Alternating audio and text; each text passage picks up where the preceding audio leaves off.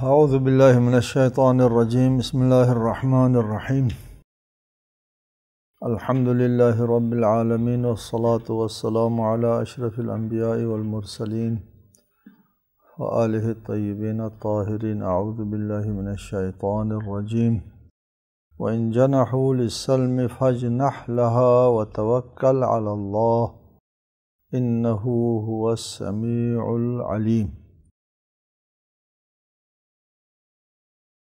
سورہ انفال آیت 61۔ اگر وہ صلح و آشتی کی طرف مائل ہو جائیں تو آپ بھی مائل ہو جائیے اور اللہ پر بھروسہ کیجیے، یقیناً وہ خوب سننے والا جاننے والا ہے۔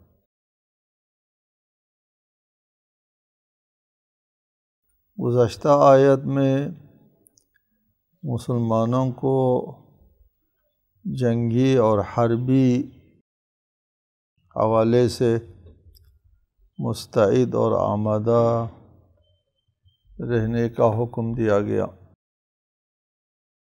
اس کے بعد جب آپ حربی اعتبار سے، جنگی اعتبار سے، ملی اعتبار سے قوی ہیں، طاقتور ہیں،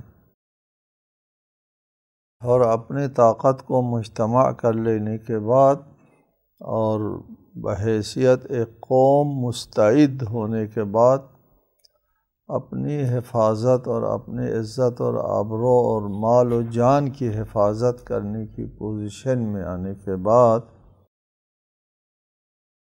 اگر مد مقابل کا دشمن صلح صفائی کی طرف مائل ہو جائیں، وَإِن جَنَحُوا، اگر وہ مائل ہو جائیں، لِلسَّلْمِ، امن و آشتی کے لیے، صلح و صفائی کے لیے، فَاجْنَحْ، اے رسول آپ بھی آمادہ ہو جائیے، آپ بھی مائل ہو جائیے، وَتَوَکَّلْ عَلَى اللَّهِ، صلح کرنے کے بعد، امن و آشتی میں آنے کے بعد ہو سکتا ہے کہ دشمن کی طرف سے صلح کا پیغام، امن کا پیغام سازش کے تحت ہو، اور یہ صلح اور یہ صفائی ایک خطرے کے لیے پیش خیمہ ثابت ہو، اس قسم کے وسوسوں میں نہ آئے۔ وتوکل علی اللہ، اللہ پر بھروسہ رکھیں کہ صلح کو دشمن ایک سازش کے طور پر استعمال کر سکتا ہے، اور دشمن جب صلح کے لیے آمادہ ہو جاتا ہے تو مصالحت کرنا اسلامی اخلاق، اسلامی تعلیمات کے عین مطابق ہے۔ درست ہے کہ دشمن اس صلح کو اپنے حق میں استعمال کر سکتا ہے، اس سے وہ فائدہ اٹھا سکتا ہے، لیکن مسلمان بحیثیت مسلمان اس وسوسے میں نہ پڑیں کہ صلح کرنے کی صورت میں پھر اس میں دشمن کا فائدہ ہوگا، جیسے صلح حدیبیہ میں ایسا ہوا۔ صلح حدیبیہ میں کیا ہوا کہ مصالحت ہوئی مشرکین کے اور مسلمانوں کے درمیان میں، اور مصالحت بھی اس طرح ہو گئی کہ اگر مشرکین کا کوئی بندہ مسلمانوں کی طرف آتا ہے تو مسلمان اس کو واپس کرے گا، اور مسلمانوں کا کوئی بندہ مشرکین کی طرف جائے گا واپس نہیں کرے گا۔ بہت سے لوگوں نے کہا کہ کیا آپ خدا کا رسول نہیں ہے؟ اس صلح و صفائی کے خلاف تھے، لوگ پریشان بھی تھے کہ یہ صلح نہیں ہونا چاہیے، لیکن اس صلح نے کیا کیا؟ مسلمانوں کو فریق مخالف نے ایک حقیقت کے طور پر تسلیم کر لیا، امن آ گیا، اور امن کی فضا قائم ہو گئی جزیرہ عرب میں۔ امن کی فضا قائم ہونے کی وجہ سے لوگ دھڑا دھڑ اسلام کی طرف آنا شروع ہو گئے، اور چنانچہ تھوڑے عرصے کے بعد 10,000 لشکر کے ساتھ مکے میں داخل ہو سکے۔ جبکہ اس سے پہلے مسلمانوں کی تھوڑی سی تعداد تھی۔ اس صلح کی وجہ سے توکل علی اللہ۔ توکل کس کو کہتے ہیں؟ توکل کہتے ہیں اللہ کو وکیل بنانا، اللہ پر اپنے معاملات کو چھوڑ دینا۔ جیسے آپ کسی کو وکیل بناتے ہیں تو آپ اپنا معاملہ جس کام کے لیے اس کو وکیل بنایا ہے، اپنا سارا معاملہ جو ہے وہ اس کے اوپر چھوڑ دیتے ہیں۔ آپ بھی اللہ کے اوپر اپنا سارا معاملہ چھوڑ دیں، توکل اس کو کہتے ہیں۔ لیکن توکل کا مطلب اسباب و علل سے بے نیاز ہونا نہیں ہے، لیکن اسباب و علل ظاہری کو سب کچھ نہ سمجھنا توکل ہے۔ اسباب و علل کو اعتنا میں نہ لانا توکل نہیں ہے۔ اسباب و علل کو آپ استعمال کریں گے، پھر اس کے بعد نتیجہ دینا اللہ کے ہاتھ میں ہے، اللہ پر بھروسہ کریں گے۔ اس لیے جن اسباب و علل کے اوپر آپ نے بھروسہ کیا، ہو سکتا ہے کہ وہ کل کے کل اسباب و علل نہ ہو، کسی کام کے لیے اس کے تمام اسباب و علل مکمل ہو تو وہ کام وجود میں آتا ہے نا، اس کے تمام علل و اسباب وجود میں آ جائیں، مکمل ہو جائیں، پھر وجود میں آتا ہے۔ ہم آپ کو بتاتے رہتے ہیں الشیء ما لم یجب لم یوجد، جب تک چیز واجب الوجود نہیں ہوتی وجود میں نہیں آتا۔ یعنی اس کا مطلب کیا؟ اس کے تمام علل و اسباب جب مکمل ہو کر کے، اس کے علت تامہ ہو کر کے جب وجود میں آ جاتی ہے تو پھر معلول کا وجود میں آنا واجب ہے، ضروری ہے۔ معلول کا وجود میں آنا اس وقت تک ممکن نہیں ہے جب تک اس کی علت جو ہے وہ پوری علت تامہ، تمام علل و اسباب، مکمل علل و اسباب وجود میں نہ آئیں، پھر وہ معلول وجود میں آتا ہے۔ علت اور اسباب جس کو آپ نے استعمال کیا کسی کام کے لیے، ہو سکتا ہے وہ کل کے کل اسباب و علل نہ ہو، علت تامہ نہیں ہے، ابھی ناقص ہے، اس میں ارادہ خدا شامل نہیں ہے، وہ چیز وجود میں نہیں آتی۔ بھروسہ کرو اللہ کے اوپر، اللہ ہی اس کام کے علل و اسباب کی تکمیل کر سکتا ہے۔ جب اللہ اس کے کام کے لیے علل و اسباب کی تکمیل کرے گا وہ کام وجود میں آئے گا۔ اللہ پر بھروسہ کرو، کام ہونا وہاں سے ہے۔ علل و اسباب کی تکمیل اللہ کی طرف سے ہوتی ہے۔ جب تک علل و اسباب کی تکمیل نہیں ہوگی اس کام نے وجود میں نہیں آنا ہے۔ لہٰذا پریشان نہ ہو، ادھر میں نے یہ کام کیا، کوشش کی، وغیرہ وغیرہ کیا اور کام ہوا نہیں، دیکھو کون سی علت رہ گئی ہے۔ من جملہ اللہ تعالیٰ کا ارادہ جو ہے وہ اس کی علت تامہ بنانے میں دخیل ہے۔ لہٰذا جب تک اللہ کا ارادہ نہیں ہے، آپ کے علل و اسباب جو آپ نے فراہم کیا ہے وہ کافی نہیں ہے۔ اگر آپ کوئی بھی علل و اسباب فراہم نہیں کرتے ہیں تو پھر اللہ کا ارادہ نہیں آتا سرے سے، ٹھیک ہے؟ آپ کوئی قدم نہیں اٹھاتے، کوئی کام نہیں کرتے، کوئی علت و سبب پیدا نہیں کرتے کہ خدا تکمیل کرے، تکمیل خدا کرتا ہے، پورا کام خدا نہیں کرے گا۔ آپ کو بھی اپنے حساب سے جو علل و اسباب ہے اس کو انجام دینا ہوتا ہے، پھر اس کے بعد تکمیل اللہ کے ہاتھ میں ہے۔ یہ ہے توکل، اس کو ذہن میں رکھیں۔ توکل علی اللہ اسباب و علل کو اعتنا میں نہ لانا نہیں ہے، بلکہ اسباب و علل ظاہری پر انحصار نہ کرنا توکل ہے۔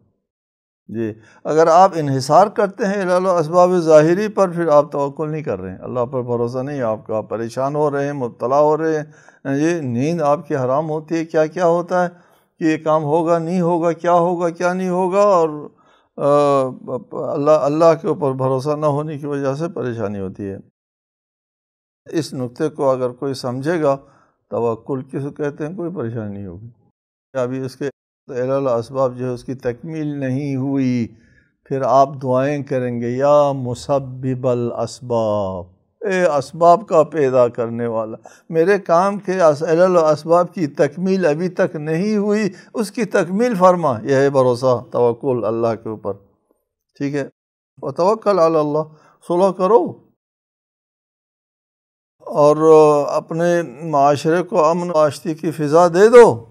پھر اس کے بعد دشمن کیا کرے گا، وہ کیا کرے گا، اللہ پر بھروسہ کرو اور جھگڑا نہ کرو، بدگمانی نہ کرو کہ آپ رسول خدا ہیں یا نہیں ہے، یہ کیا ہو گیا وہ ہوگا، نہ کرو، اللہ پر بھروسہ کرو، ایک بات۔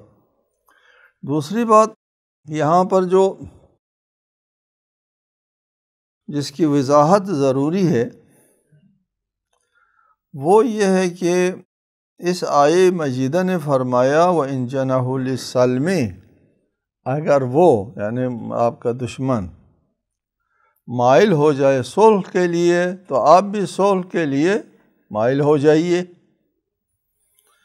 اس کا مفہوم یہ بنتا ہے کہ اگر وہ لڑنا نہیں چاہتے ہیں تو پھر آپ نہ لڑیے، ٹھیک۔ یہ قرآن کریم کا اور اسلام کا پیغام صلح ہے، پیغام امن ہے۔ اسلام جنگ نہیں چاہتا، جنگ اچھی چیز نہیں ہوتی، بہت بری مکروہ ترین چیز ہے جنگ۔ یہ اسلام کے نزدیک بھی جنگ اچھی چیز نہیں ہے، مکروہ چیز ہے۔ امن چاہتا ہے اسلام۔ اسلام دین سلام ہے، اسلام کا نام اسلام ہے، امن، تسلیم یا امن۔ اسلام کے شعار سلام ہے، سلام علیکم۔ صبح و شام جب ملتے ہیں مسلمان آپس میں ایک دوسرے کو سلامتی کا پیغام دیتے ہیں۔ اسلام کی ثقافت، اسلام کا کلچر جو ہے وہ امن کا پیغام سے بھرا ہوا ہوتا ہے۔ صبح و شام امن و سلام، سلامتی سلامتی۔ اسلام کی تمام تعلیمات وہ امن کے پیغام پر مشتمل ہے، امن کے پیغام پر مشتمل ہے اسلام کی تمام تعلیمات۔ کسی تعلیم میں بھی ناامنی کا شائبہ نہیں دیکھیں گے آپ۔ مثال کے طور پر کہ اگر آپ کو کسی کے ہاتھ سے کوئی خراش آتی، خراش، یہ اس کی بھی دیت ہوتی ہے، اس کو آپ کو دیت دینا پڑتا ہے۔ یہ خراش، ایک خراش ہے، دوست آپ کا گزر رہا تھا ہاتھ میں کوئی چیز لے کر کے اور وہ چیز آپ کے ہاتھ کو لگی، آپ کے ہاتھ کو خراش آئی، وہ قصداً بھی نہیں تھا، پھر بھی اس کو دیت دینا پڑتا ہے۔ خراش کی بھی دیت، احترام انسانیت ہے، احترام آدمیت پر مشتمل ہے اسلام کے تمام تعلیمات۔ ایک مثال پیش کر رہا ہوں کہ خراش کی دیت ہوتی ہے۔ تمام اسلامی تعلیمات امن پر مشتمل ہے۔ تعلیمات اسلامی کے کسی گوشے میں ناامنی، کسی کے ساتھ زیادتی اور ظلم نہیں ہے، امن ہی امن ہے اسلام کی تعلیمات میں۔ ایک آیت ہے یا ایھا الذین آمنوا ادخلوا فی السلم کافۃ، ایک تفسیر یہ ہے، سلم سے مراد امن ہے۔ مفسرین نے السلم کا معنی اسلام کیا ہے، ادخلوا فی السلم کافۃ، اسلام میں داخل ہو جاؤ معنی کیا ہے۔ ماہرین لغت نے السلم کا معنی اسلام نہیں لیا، ہمیشہ امن و آشتی، امن و سلامتی وغیرہ مراد لیا۔ بہرحال ایک تفسیر یہ ہے یا ایھا الذین آمنوا ادخلوا فی السلم کافۃ، امن میں آ جاؤ، امن و آشتی میں آ جاؤ، امن و امان، سکون کی زندگی گزارو۔ یہاں کچھ حضرات کا یہ کہنا ہے کہ یہ آیت وَإِن جَنَحُوا لِلسَّلْمِ فَاجْنَحْ لَهَا کی آیت سورہ توبہ کی اس آیت سے منسوخ ہے۔ یہ اس زمانے کے لیے تھا، ہجرت کے بعد، جنگ بدر کے بعد کے زمانوں کے لیے صلح حدیبیہ کے جو عصر ہے ان زمانوں کے لیے تھا کہ وَإِن جَنَحُوا، اگر یہ لوگ آپ کے ساتھ لڑنا نہیں چاہتے ہیں مکہ والے مشرکین، تو آپ بھی ان کے ساتھ نہ لڑو، یہ حکم تھا۔ کچھ لوگوں کا موقع بیان کر رہا ہوں، لیکن بعد میں جب اسلام میں استحکام آیا تو یہ موقع بدل گیا، یہ منسوخ ہے یہ آیت۔ چنانچہ سورہ توبہ میں یہ آیت نازل ہوئی، وَقَاتِلُوا الَّذِينَ لَا يُؤْمِنُونَ بِاللَّهِ وَلَا بِالْيَوْمِ الْآخِرِ۔ قاتلو حکم آیا سورہ توبہ میں کہ خوب لڑائی کرو، جنگ کرو ان لوگوں کے ساتھ جو ایمان نہیں لاتے اللہ پر اور یوم آخر پر، اور وَلَا يُحَرِّمُونَ مَا حَرَّمَ اللَّهُ، جس کو اللہ نے حرام کیا ہے اس کو حرام نہیں سمجھتے، ما حرم اللہ ورسولہ، اللہ نے اور اس کے رسول نے حرام کیا ہے اس کو وہ حرام نہیں سمجھتے، ولا یدینون دین الحق، دین حق کے پابندی نہیں کرتے، من الذین اوتوا الکتاب، اہل کتاب میں سے، جو لوگ اہل کتاب ہے ان میں سے جو لوگ یہ کام نہیں کرتے، حتی یعطوا الجزیۃ عن ید وہم صاغرون، جب تک وہ ذلیل اور خوار ہو کر کے جزیہ نہ دیں اس وقت ان کے ساتھ لڑائی کرو۔ اس آیت سے یہ وَإِن جَنَحُوا لِلسَّلْمِ فَاجْنَحْ لَهَا کی آیت منسوخ ہے۔ ہم اس کی قائل نہیں ہیں کہ آیت منسوخ ہے۔ یہ سورہ توبہ کی آیت جو ہے وہ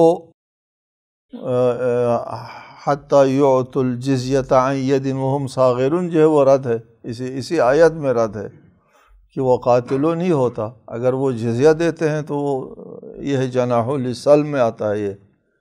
یہ وہ لوگ جو اللہ اور یوم آخرت پر ایمان نہیں لاتے اور اللہ کے اور رسول کے حرام کردہ چیز کو حرام نہیں سمجھتے، دین حق کی پابندی نہیں کرتے، ولا یدینون دین الحق، اس سے مراد کافر حربی ہے، جو لوگ آپ لوگوں کے ساتھ لڑتے ہیں، جو مثلا شہر حرام کو حرام قرار دیتے وہ لوگ شہر حرام کو حرام نہیں قرار دیتے۔ تو ایک آیت میں فرمایا فَإِذَا انْسَلَخَ الْأَشْهُرُ الْحُرُمُ فَاقْتُلُوا الْمُشْرِكِينَ حَيْثُ وَجَدتُّمْ، یہ اس حالت سے مربوط ہے جب کافر اور مشرک جو ہے وہ مسلمانوں کے ساتھ حالت جنگ میں ہو۔ حالت جنگ میں ہونے کی صورت میں اس آیت کا وہ موضوع نہیں بنتا کہ وہ ناسخ منسوخ بنے۔ ناسخ منسوخ اس وقت بن سکتا ہے کہ دونوں آیتوں کا موضوع ایک ہو، یعنی حالت جنگ ہو، حالت امن ہو، کافر جو ہے وہ آپ کے ساتھ حالت جنگ میں ہو یا نہ ہو قاتلو، تو پھر ٹھیک ہے۔ اور یہاں پر ایسا نہیں ہے، ادھر وَإِن جَنَحُوا لِلسَّلْمِ، اگر وہ صلح کے لیے آمادہ ہو جائیں تو آپ بھی صلح کے لیے آمادہ ہو جائیں۔ اس آیت نے کہا اگر وہ آپ کے ساتھ لڑتے تو آپ لڑیں، تو آیت کا موضوع دونوں کا الگ ہے، جدا ہے، یہاں موضوع صلح ہے، یہاں ادھر موضوع لڑائی ہے۔ یہ آیت اس آیت کے لیے ناسخ نہیں بن سکتی، دونوں کا موضوع الگ ہے۔ یہ اپنی جگہ جو قابل توجہ بات ہے اس پر سیر حاصل بحث ہونا چاہیے تھا، وہ یہ ہے کہ اس وقت اسلام کے اوپر ایک الزام ہے مستشرقین کی طرف سے، غیر مسلم عناصر کی طرف سے ایک بہت بڑا الزام عائد ہے کہ اسلام جو ہے وہ تلوار کی زور پر پھیلا ہے۔ یہ بہت بڑا الزام ہے۔ وہ اسلام کی جنگوں کا حوالہ دیتے ہیں، یہ ساری جنگیں دیکھو اس لیے ہوئی کہ اسلام پھیل جائیں، اور اسلام پھیل گیا تلوار کے زور سے، طاقت کے ذریعے سے اسلام پھیل گیا۔ اسلام کے پاس کوئی ایسی منطق نہیں ہے کہ وہ منطق کے زور پر پھیل جائے، تلوار کے زور اور طاقت کے زور پر اسلام پھیلا ہے۔ یہ الزام بہت عام ہے اور اس کو بہت اچھالتے ہیں لوگ کہ اسلام دین امن نہیں ہے، دین دہشت گرد ہے وغیرہ، خصوصاً آج کل بہت زیادہ اچھال رہے ہیں۔ اس کے جواب میں اس کا پر ایک زبردست تحقیق کی بھی ضرورت ہے کہ اسلام تلوار اور جنگ کے ذریعے نہیں پھیلا۔ اسلام امن و آشتی کا پیغام دیتا ہے۔ ایک آیت ہے قرآن مجید میں، اس آیت میں ارشاد فرمایا لا ینہاکم اللہ عن الذین لم یقاتلوکم فی الدین ولم یخرجوکم من دیارکم ان تبروہم، خدا نہیں روکتا، لا ینہاکم اللہ، خدا تم کو نہیں روکتا، عن الذین، ان لوگوں کے بارے میں، لم یقاتلوکم فی الدین، جنہوں نے تم سے دین کے معاملے میں لڑائی نہیں کی، جنگ نہیں کرتے، وَلَمْ يُخْرِجُوكُم مِّن دِيَارِكُمْ، تم کو اپنے گھروں سے نہیں نکالا، ان کے بارے میں لا ینہاکم اللہ، اللہ نہیں روکتا، کس چیز سے نہیں روکتا؟ ان تبروہم، ان پر احسان کرنے سے نہیں روکتا۔ جی وہ کافر جو آپ کے ساتھ نہیں لڑتے، آپ کو اپنے گھروں سے نہیں نکالا، ان پر احسان کرنے سے نہیں روکتا۔ وَتُقْسِطُوا إِلَيْهِمْ، ان کے ساتھ عدل و انصاف کرنے سے نہیں روکتا۔ عدل و انصاف ٹھیک ہے، وہ ہے ایک انسانی مسئلہ ہے، ہمیشہ بتاتا ہوں، عدل و انصاف دینا جو ہے وہ ایک انسانی مسئلہ ہے، کافر مسلم سب کو دینا ہوتا ہے، لیکن یہاں پر قابل توجہ نکتہ ہے ان تبروہم، ان کے اوپر احسان کرنے سے نہیں روکتا۔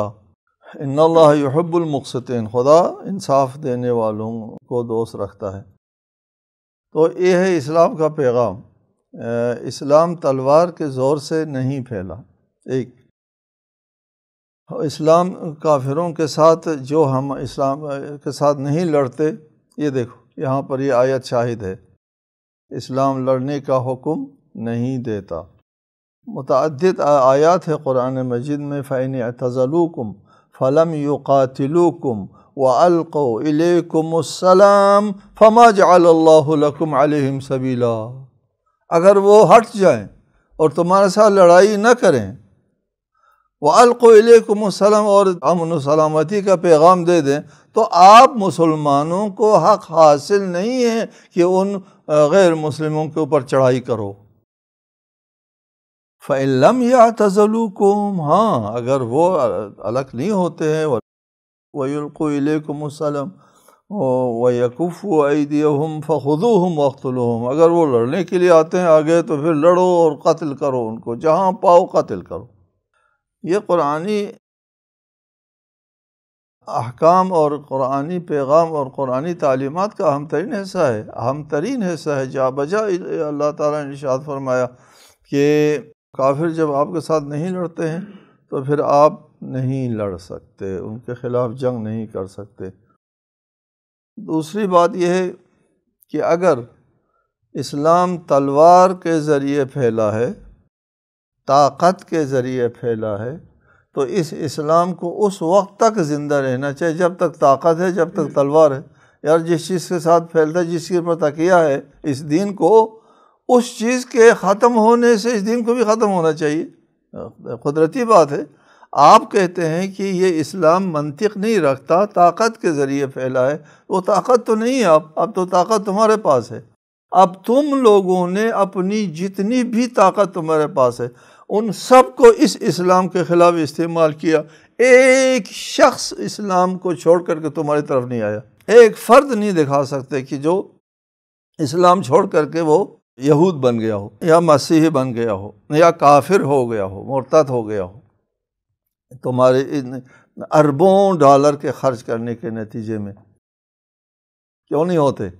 طاقت تو اب مسلمانوں کے پاس نہیں ہے، طاقت تو اب تمہارے پاس ہے۔ اس اسلام کو ختم ہونا چاہیے، طاقت نہیں ہے، تلوار نہیں ہے اسلام کے پاس۔ اس پر تھوڑی سی مزید گفتگو ہے انشاءاللہ تعالی، ہم آئندہ بیان کریں گے۔ السلام علیکم ورحمۃ اللہ وبرکاتہ۔